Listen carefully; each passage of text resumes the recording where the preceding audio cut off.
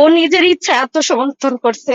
ও ভালো কাজ করছে। এর জন্য আমি ওরই বলছি, বাবা তুমি যদি ভালো কাজ করো তুমি নিজের ইচ্ছা আত্মসমর্থন করো। ওইখানে ওই যদি উপস্থিত না থাকতো, মেয়েগুলারে ছেলেরা ওইখান থেকে উঠাই নিয়ে যেত, কি ছেলেরা মেরেই ফেলতো গণধোলায়। আমার ছেলে ওইখানে কয়েকটা বাড়ি দিয়া বলছে, আম্মু ওদেরকে আমি এভাবে বাড়ি দিচ্ছি, ওদের অন্যায় লাগছে, ওদের শরীরও লাগে নাই। আবার আমি দেখো ওদেরকে সেভ করে রুমের ভিতরে দিয়ে আসছি। মুন্সিগঞ্জ লঞ্চঘাট এলাকায় লঞ্চের উপর তরুণীকে মারধর করার ঘটনায় ভাইরাল হওয়া ভিডিওর সেই যুবক নিজেই পুলিশের কাছে এসে আত্মসমর্পণ করেছে। আজ দুপুরে মুন্সিগঞ্জ সদর থানা পুলিশের কাছে এসে আত্মসমর্পণ করে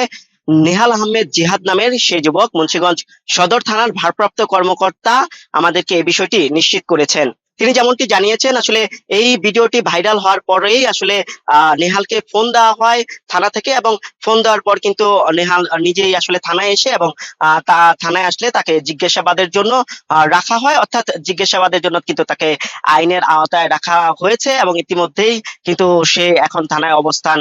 করছে বলে আমাদেরকে পুলিশ নিশ্চিত করেছে। আমাদের সদর থানার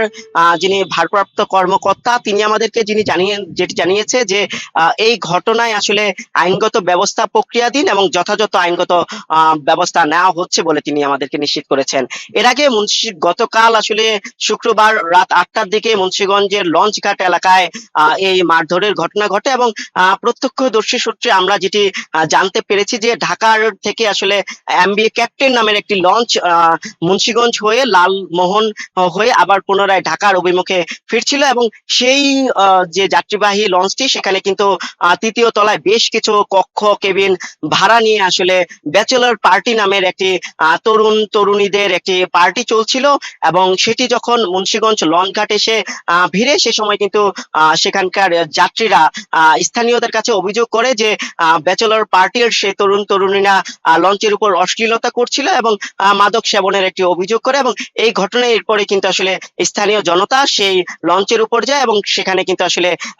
ওই তরুণ তরুণী এবং স্থানীয় যুবকদের সাথে কিন্তু মারামারির ঘটনা ঘটে, এবং এক পর্যায়ে কিন্তু স্থানীয়রা সেই লঞ্চের জানালা দরজা ভাঙচুর করে, এবং এরপরে কিন্তু আসলে যে চিত্রটি দেখা যায়, অর্থাৎ বিভিন্ন কক্ষ থেকে কিন্তু আসলে তরুণ তরুণীদেরকে আসলে স্থানীয়রা আটক করে এবং পরবর্তীতে পুলিশ ঘটনাস্থলে যায়। এর মধ্যে কিন্তু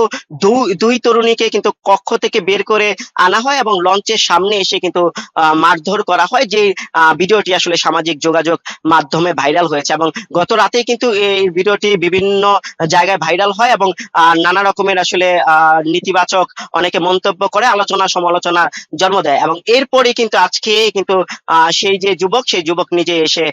আত্মসমর্পণ করলো, এবং পুলিশ বলছে এই ঘটনায় এখনো পর্যন্ত কোনো মামলা দায়ের হয়নি, তবে মামলা দায়ের হলে সেই অনুযায়ী আইনগত ব্যবস্থা নেওয়া হবে। আর তার আত্মসমর্পণের পূর্বেই কিন্তু আসলে আমরা মুন্সিগঞ্জে এসে থানায় তার সাথে কথা বলার চেষ্টা করেছিলাম। সে যেমনটি জানিয়েছিল যে আমাদের কাছে যে সে ওইখানে